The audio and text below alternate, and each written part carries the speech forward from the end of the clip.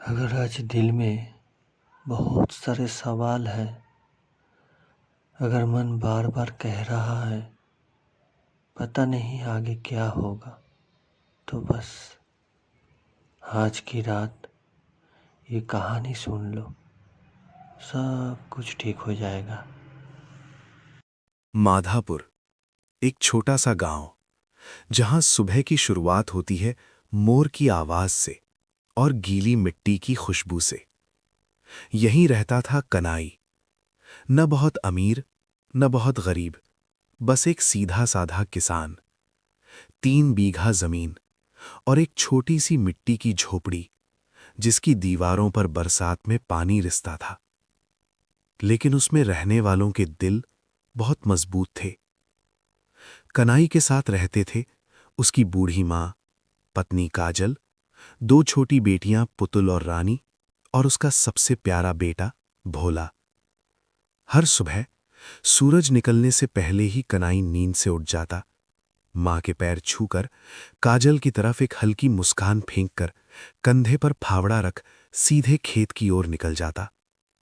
3 बीघा जमीन कनाई के लिए सिर्फ जमीन नहीं थी, वही उसका सम्मान, वही उसकी पहचान और वही उसके बच्चों का भविष्य थी।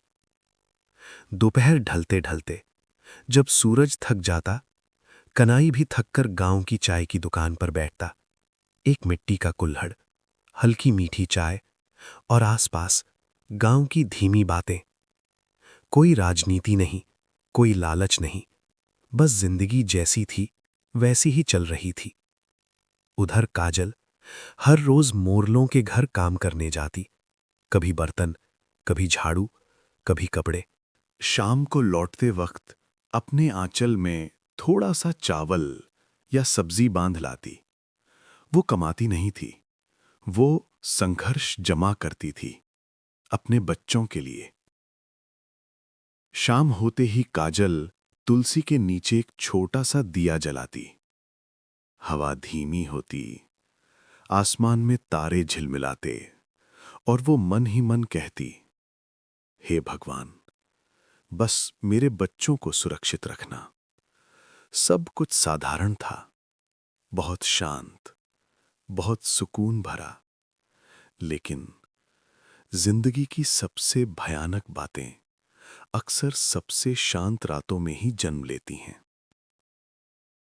उस रात भी सब रोज की तरह सोए थे। भोला मां के पास धीमी धीमी सांसें लेते हुए। और तभी रात के सन्नाटे में एक आवाज गूंजी, मां, मां, मुझे बहुत दर्द हो रहा है। काजल की नींद टूट गई।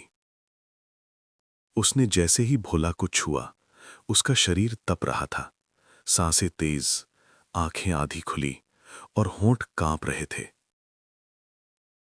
कनाई घबरा कर उठा, भोला, बेटा, आंख खोल। लेकिन भोला जवाब नहीं दे रहा था। उस पल कनाई को पहली बार एहसास हुआ, गरीबी तब नहीं डराती जब पेट खाली हो। गरीबी तब डराती है जब इलाज के लिए हाथ खाली हो। और यहीं से माधापुर की ये शांत कहानी धीरे धीरे एक भयानक मोड़ लेने वाली थी। रात और गहरी हो चुकी थी। माधापुर की गलियां बिल्कुल शांत थीं। सिर्फ कहीं कहीं कुत्तों के रोने की आवाज और झोंपड़ी के अंदर भोला की टूटी टूटी सांसें। काजल ने भोला को सीने से लगा रखा था। उसकी साड़ी पूरी तरह भीग चुकी थी, पसीने से, आंसुओं से और डर से। कन्हई झोंपड़ी के एक कोने में खड़ा था। उसके हाथ कांप रहे थे। वो जानता था अगर अभी अस्पताल नहीं ले गया तो शायद सुबह भी न देख पाए। लेकिन अस्पताल शहर में था और पैसे उसके पास एक भी नहीं। कन्हई ने चुपचाप अपनी मां की ओर देखा। बूढ़ी आंखों में डर था, लेकिन होंठ हिले। जा बेटा, जो करना पड़े कर, बच्चा बचा ले। कन्हाई ने बिना कुछ कहे अपनी पुरानी चप्पल पहनी और अंधेरी रात में निकल पड़ा। गांव के उस सिरे पर एक बड़ा पक्का मकान था। माधापुर का सबसे अमीर आदमी, सबसे ताकतवर, सबसे खतरनाक मॉडल रतिकांत। कन्हाई ने दरवाजा खटखटाया। काफी देर बाद दरवाजा खुला। तेज रोशनी, रेशमी कुर्ता और आंखों में ठंडापन। कौन है? रतिकांत की आवाज में नींद नहीं, घमंड था। मैं कन्हाई। कन्हाई की आवाज कांप रही थी। मेरा बेटा बहुत बीमार है, मुझे कुछ पैसे चाहिए। रतिकांत मुस्कुराया, ऐसी मुस्कान जिसमें दया नहीं, सिर्फ मौका छुपा होता है। कितने? उसने आराम से पूछा। जो भी दे सको। कन्हाई ने सिर झुका लिया। रतिकांत कुर्सी पर बैठ गया, धीरे धीरे चाय पी, फिर बोला, तेरे पास क्या है कन्हाई? कन्हाई कुछ समझ नहीं पाया। मेरे पास, उसने रुककर कहा, 3 बीघा जमीन है। बस यही शब्द रतिकांत को चाहिए था। वो आगे झुका। जमीन मेरे नाम लिख दे, उसने शांत आवाज में कहा, और मैं पैसे दे दूंगा। कन्हाई को लगा जैसे किसी ने सीने में पत्थर रख दिया हो। मॉडल, वही तो मेरे बच्चों का सहारा है। उसकी आवाज टूट गई। रतिकांत ने आंखें सिकोड़ी। तो फिर बेटा मरने दे। इतना कहकर वो पीछे टिक गया। वो पल कन्हाई की जिंदगी का सबसे लंबा पल था। एक तरफ जमीन, जिसे उसने अपने खून पसीने से सींचा था, दूसरी तरफ भोला, जिसकी सांसें टूट रही थीं। कन्हाई ने कांपते हाथों से कागज पर अंगूठा लगा दिया। रतिकांत मुस्कुराया। अच्छा किया, उसने कहा। लेकिन पैसे? उसने पैसे नहीं दिए। सुबह आना, रतिकांत बोला। अभी देर हो गई है। दरवाजा बंद। कन्हाई वहीं खड़ा रह गया, अंधेरे में, खाली हाथ, टूटे दिल के साथ। जब वो झोपड़ी लौटा, भोला बेहोश पड़ा था। काजल की चीख पूरे आकाश को चीर गई। और उस रात कन्हाई ने समझ लिया, गरीबी सिर्फ भूखा नहीं मारती, गरीबी इंसाफ भी छीन लेती है। सुबह माधापुर में सूरज निकला, लेकिन कन्हाई की जिंदगी में अंधेरा और गहरा हो गया। भोला अब भी बेहोश था। सांस चल रही थी, पर बहुत धीमी। काजल की आंखें पूरी रात जागते जागते सूख चुकी थीं। और कन्हाई बस एक ही बात सोच रहा था कि आज अगर पैसे नहीं मिले तो मेरा बेटा। वो आगे सोच नहीं पाया। कन्हाई दोबारा मॉडल रतिकांत के घर पहुंचा। इस बार दरवाजा खुला था। आंगन में 4-5 आदमी बैठे थे। गांव के वही लोग जो हर बात पर मॉडल की हां में हां मिलाते थे। रतिकांत बीच में बैठा था, जैसे कोई राजा दरबार लगाए हो। आ गया? रतिकांत ने ऐसे पूछा जैसे सब कुछ तय हो चुका हो। मॉडल? कन्हाई ने हाथ जोड़ दिए। पैसे दे दीजिए, बच्चा बहुत बीमार है। रतिकांत ने एक कागज उठाया। जमीन अब मेरी है, उसने ऊंची आवाज में कहा, फिर ठंडे लहजे में बोला। और पैसे? वो हंसा। किस पैसे की बात कर रहा है? कन्हाई का सिर चकरा गया। आपने कहा था। उसकी आवाज भीड़ में खो गई। रतिकांत ने अचानक आवाज ऊंची की। ये झूठ बोल रहा है। सबूत है किसी के पास? भीड़ चुप थी, क्योंकि डर सच से ज्यादा ताकतवर होता है। तभी रतिकांत बोला, आज से ये झोपड़ी भी मेरी जमीन पर है, और जो मेरी जमीन पर रहेगा उसकी आंखें सख्त हो गईं। उसे मेरी इजाजत चाहिए। कन्हई समझ गया, ये सिर्फ जमीन नहीं, पूरा जीवन छीना जा रहा है। शाम होते होते मोडल के आदमी कन्हई की झोपड़ी पर आ पहुंचे। एक ने लाठी मारी दीवार पर, खाली करो, आज ही। काजल बच्चों को लेकर रोने लगी। बूढ़ी मां जमीन पर बैठ गई। मैं यहीं मरूंगी। उसकी आवाज कांप रही थी, लेकिन किसी को फर्क नहीं पड़ा। गांव देखता रहा, दरवाजे बंद, आंखें झुकी हुई। रात में कनाई ने झोपड़ी की ओर आखिरी बार देखा। वही मिट्टी की दीवारें, वही तुलसी का सूखा पौधा, वही जिंदगी जो अब उसकी नहीं रही। वो अपने परिवार को लेकर गांव की सीमा पार कर गया। कोई विदाई नहीं, कोई आवाज नहीं, सिर्फ एक टूटा हुआ आदमी और एक बेहोश बच्चा। और उसी रात भोला ने धीरे से आंखें खोली, बहुत धीमी आवाज में बोला, बाबा, हम घर कब लौटेंगे? कनाई ने आसमान की ओर देखा, और पहली बार उसकी आंखों में आंसू नहीं, आग थी। अगर हमारी कहानी आपको अच्छा लग रहा है तो दिल से एक लाइक कर देना, ताकि मुझे पता चले मैं अकेला नहीं हूं। शहर, ऊंची इमारतें, तेज रफ्तार और अजनबी चेहरे। कनाई के लिए यह कोई सपना नहीं था, ये एक मजबूरी थी। वो लोग स्टेशन के पास एक टूटे हुए फुटपाथ पर बैठे थे। भोला काजल की गोद में था। सांस अब भी हल्की थी, लेकिन चल रही थी। दोनों बेटियां मां की साड़ी पकड़कर चुपचाप बैठी थीं। बूढ़ी मां की आंखें बार बार बंद हो जाती थीं। कनाई ने जेब टटोली। कुछ नहीं, न पैसा, न खाना, न ठिकाना। रात गहराने लगी। शहर में भी रात उतनी ही डरावनी होती है जितनी गांव में, बस आवाजें ज्यादा होती हैं। ट्रेन की सीटी, ऑटो की आवाज और भूखे पेट की खामोशी। भोला ने आंखें खोली।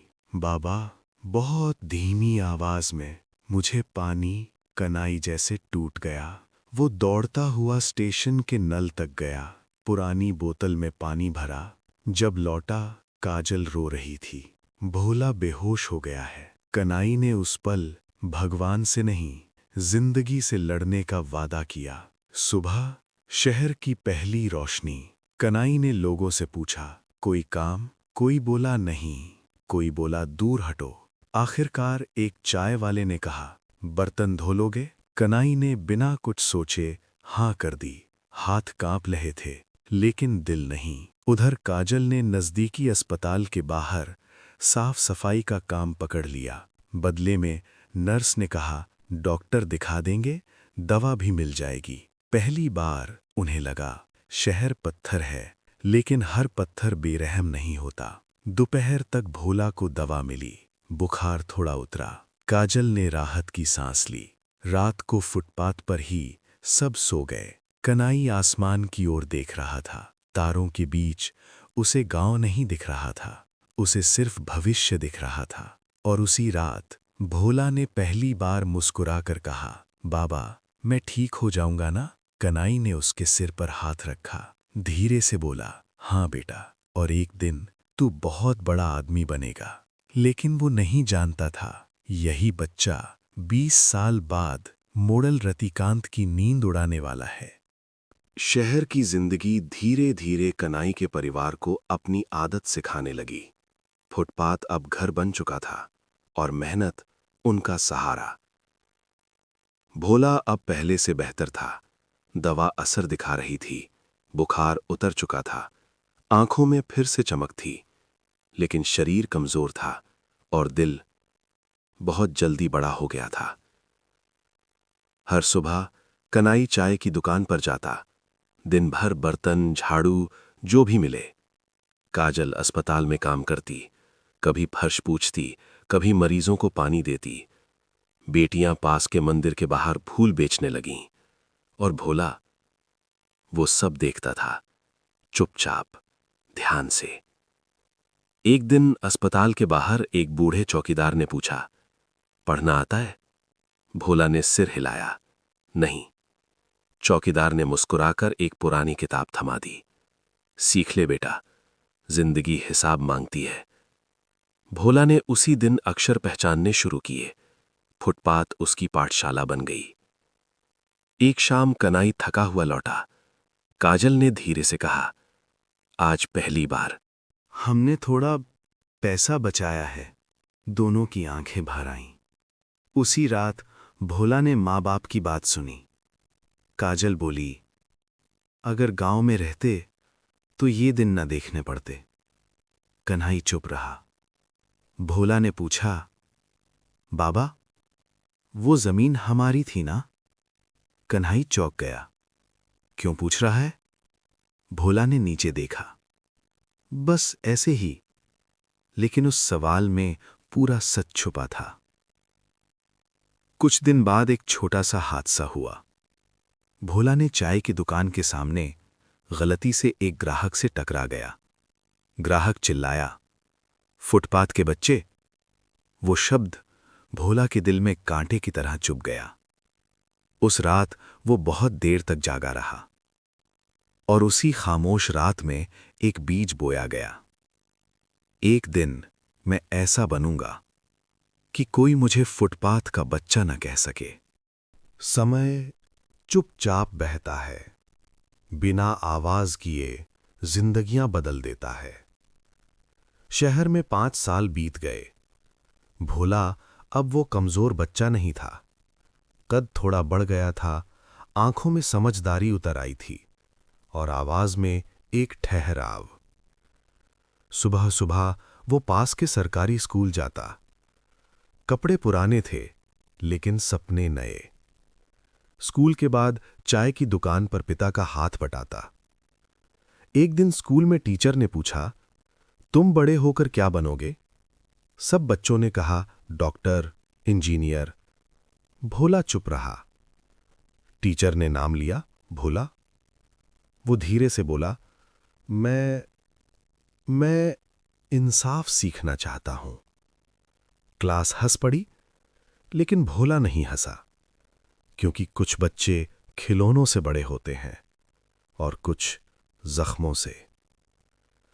उस शाम वो बूढ़े चौकीदार के पास बैठा था। जमीन क्या होती है? भोला ने अचानक पूछा। चौकीदार चौंका। क्यों? हमारी भी थी, पर नहीं रही। चौकीदार ने गहरी सांस ली। बेटा, कागज और कानून जिसके पास होता है, जमीन उसी की होती है। उस रात भोला देर तक सो नहीं पाया।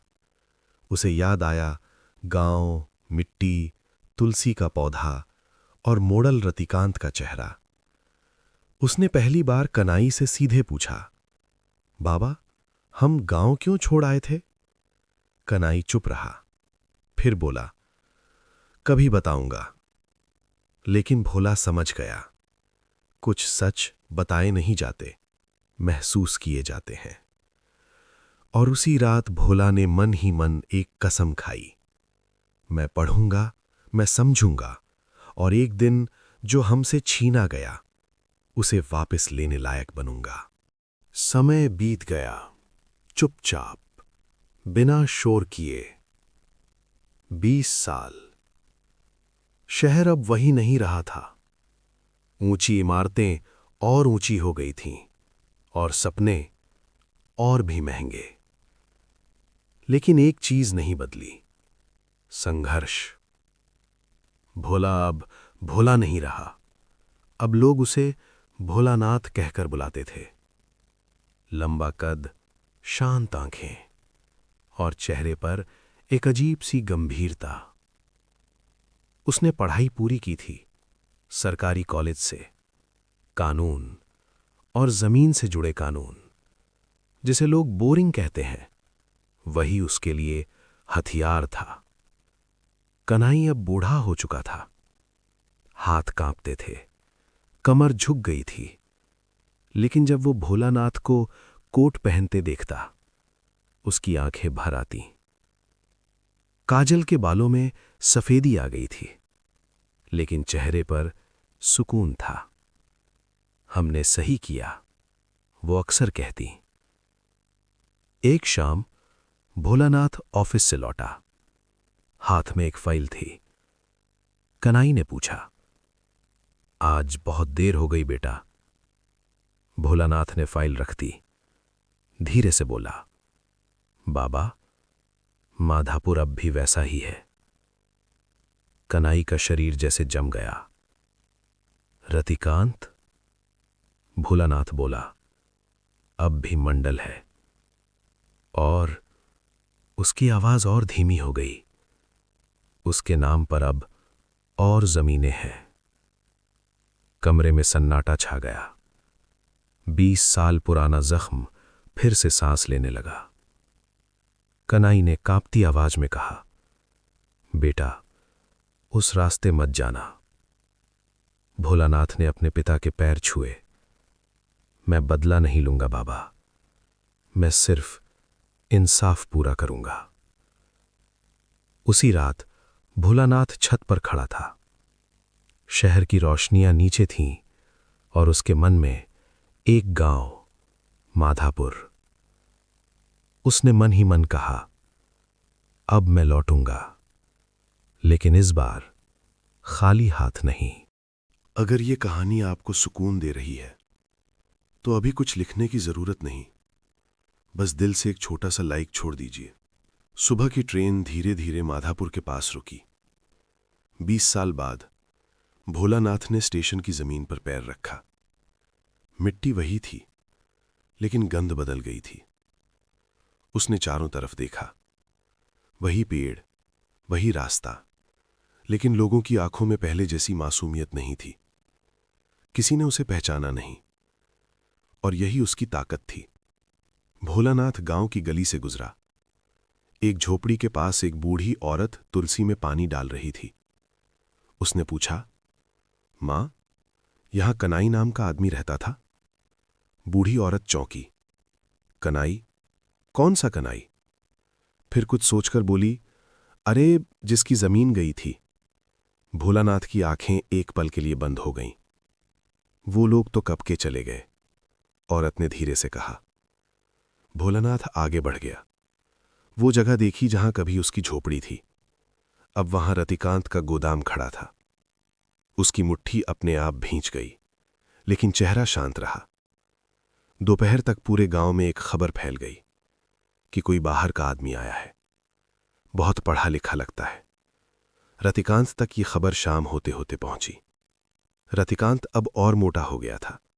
सफेद कपड़े, सोने की अंगूठियां और आंखों में वही पुराना घमंड। नाम क्या बताया? उसने पूछा। भोलानाथ, एक आदमी बोला। रतिकांत ने नाम दोहराया। कुछ पल सोचा, फिर बोला, कोई भी हो, नजर में रखो। उसी रात भोलानाथ गांव के बाहर पुराने बरगद के नीचे बैठा था। हवा चल रही थी, पत्ते हिल रहे थे, और 20 साल पुरानी एक कहानी फिर से सांस ले रही थी। भोलानाथ ने धीरे से कहा, अब खेल शुरू होगा, लेकिन शांति से। गांव का सूरज ढल रहा था। सारा गांव सुनसान, लेकिन हवा में एक अजीब खामोशी थी। भोलानाथ गांव की मुख्य सड़क पर खड़ा था। हर कदम धीरे, हर सांस गहरी।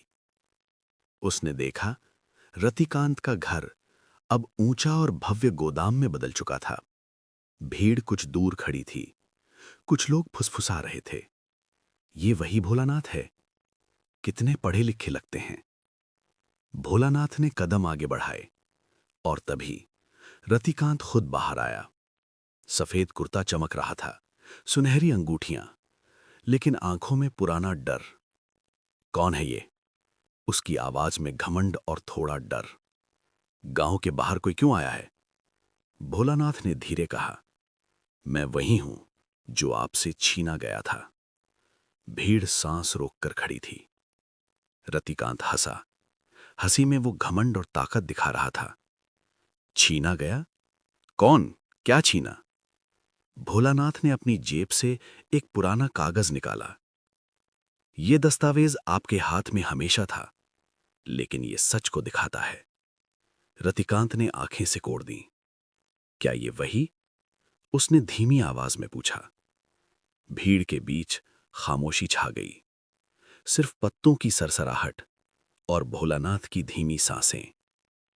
भोलानाथ ने दस्तावेज को हल्के हाथ से रखा। 20 साल पहले जो आपने किया, अब सब उजागर होगा। रतिकांत के होंठ कांप रहे थे। भीड़ ने पहला बार उसके चेहरे पर डर देखा। भोलानाथ ने धीरे से कहा, हम लड़ेंगे, लेकिन इंसाफ के रास्ते से। और इस बार कौन जीतता है, वो दस्तावेज बताएगा। और उसी शाम गांव में हवाओं के साथ एक नया डर फैल गया। भोलानाथ लौट आया था। शाम का सूरज धीरे धीरे पड़ोस की मिट्टी पर लालिमा बिखेर रहा था। भोलानाथ गांव के बीच में खड़ा था, शांत, गंभीर, लेकिन आंखों में आग। भीड़ अब धीरे धीरे उसके चारों ओर इकट्ठा हो रही थी। किसी ने हिम्मत नहीं की। सब जानते थे, यह आदमी सिर्फ पढ़ा लिखा नहीं, किसी पुराने दर्द का साया भी था।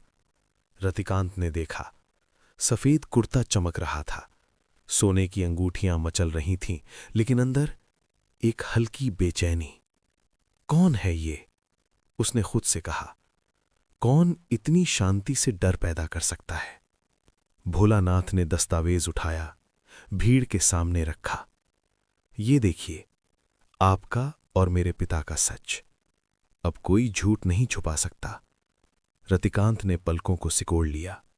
भीड़ की निगाहें अब उस पर टिक गईं। उसके होंठ हिल रहे थे, लेकिन कोई शब्द नहीं निकला। भोलानाथ ने धीरे धीरे आगे बढ़ते हुए कहा, 20 साल की खामोशी खत्म हुई। अब मैं कदम कदम से चाल चलूंगा। और इस बार कौन जीतता है, दस्तावेज तय करेगा। भीड़ की आंखों में उत्सुकता और डर दोनों थे। किसी ने खामोशी में फुसफुसाया, ये वही भोलानाथ है जो कभी भूखा बच्चा था। रतिकांत ने अपना घमंड छुपाने की कोशिश की, लेकिन अंदर दिल की धड़कन तेज हो रही थी। 20 साल पुराना डर वापस लौट आया था। भोलानाथ ने पीछे मुड़कर गांव की गलियों की ओर देखा। मिट्टी, झोंपड़ी, तुलसी का पौधा, सब कुछ याद आया, लेकिन अब वो खाली हाथ नहीं था। धीरे से उसने कहा, अब सबक सिखाने का वक्त आ गया है, लेकिन शांत और सही रास्ते से।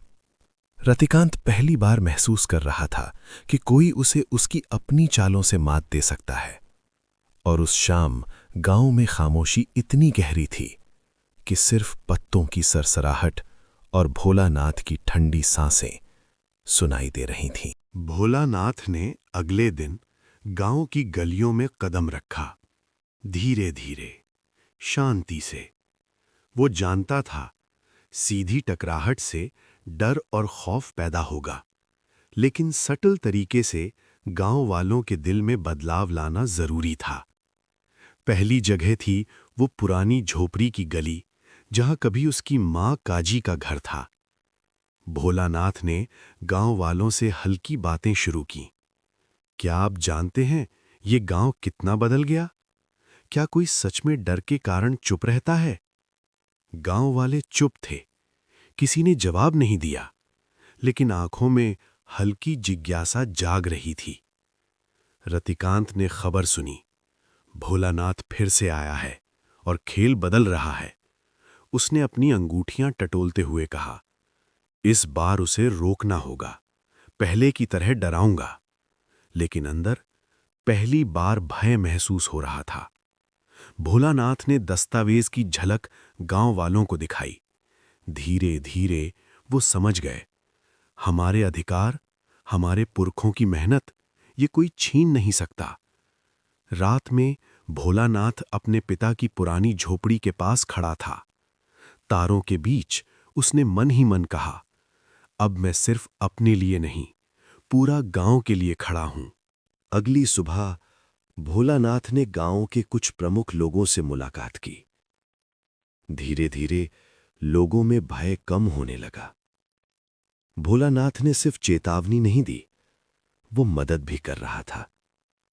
कागजों और पुराने दस्तावेजों के जरिए गांव वालों को उनका अधिकार दिखा रहा था। रतिकांत ने पहली बार महसूस किया, भय सिर्फ भोलानाथ से नहीं है, भय इस बात का है कि गांव वालों ने सच समझना शुरू कर दिया। भोलानाथ ने दस्तावेज उठाया, धीरे से गांव वालों की ओर देखा। अब कोई भी अपने अधिकार से हाथ नहीं उठाएगा। गांव में खामोशी थी, लेकिन वो खामोशी डर की नहीं, समझ की थी। और उसी शाम भोलानाथ ने पीछे मुड़कर गांव की गलियों की ओर देखा। पुरानी झोंपड़ी, तुलसी का पौधा, मिट्टी की खुशबू, सब कुछ याद आया। लेकिन इस बार उसके हाथ खाली नहीं थे। उसके साथ शक्ति, कानून और गांव का समर्थन था। रतिकांत अब जान गया है, भोलानाथ सिर्फ लौटकर नहीं आया, वो लौटकर बदला लेने नहीं, इंसाफ के लिए आया है। अगर ये कहानी तुम्हारे दिल को छू रहा है तो कमेंट में सिर्फ लिख दो सुकून। और अगर तुम रोज रात में ऐसी शांत कहानियां सुनना चाहते हो तो चैनल को सब्सक्राइब कर लो। मैं हर रात तुम्हारे सेवा के लिए सुकून लाता रहूंगा। माधापुर की हवा बदल चुकी थी। अब लोग आंखें झुकाकर नहीं चलते थे। अब लोग चुप नहीं रहते थे, क्योंकि चुप्पी टूट चुकी थी। भोलानाथ ने एक एक करके पुराने कागज, रसीदें और गवाह इकट्ठा किए।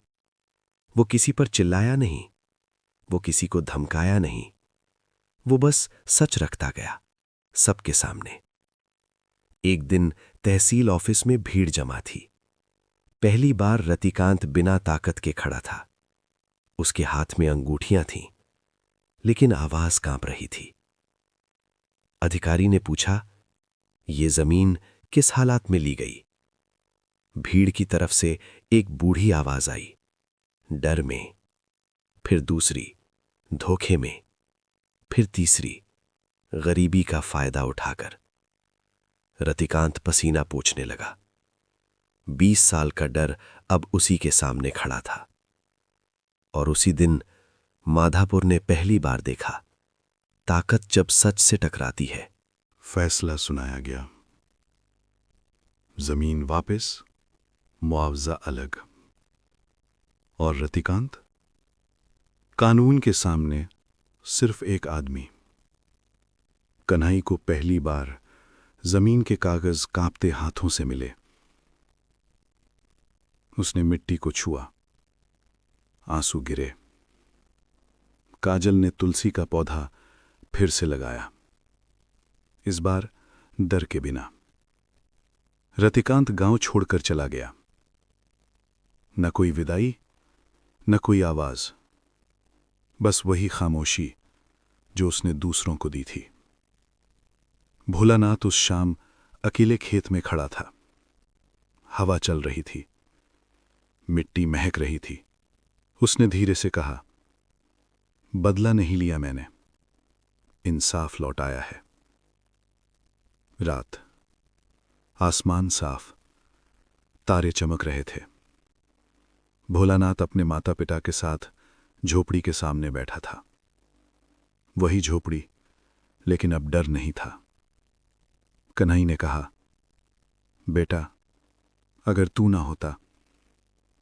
भोलानाथ ने मुस्कुराकर सिर हिला दिया। मैं अकेला नहीं था बाबा, सच मेरे साथ था। दूर से गांव के बच्चों की हंसी सुनाई दी। अब कोई बच्चा डर में बड़ा नहीं होगा। और इसी खामोश रात में माधापुर की कहानी खत्म नहीं हुई, वो मिसाल बन गई। जब इंसान सच के साथ खड़ा होता है तो देर हो सकती है, पर हार नहीं होती।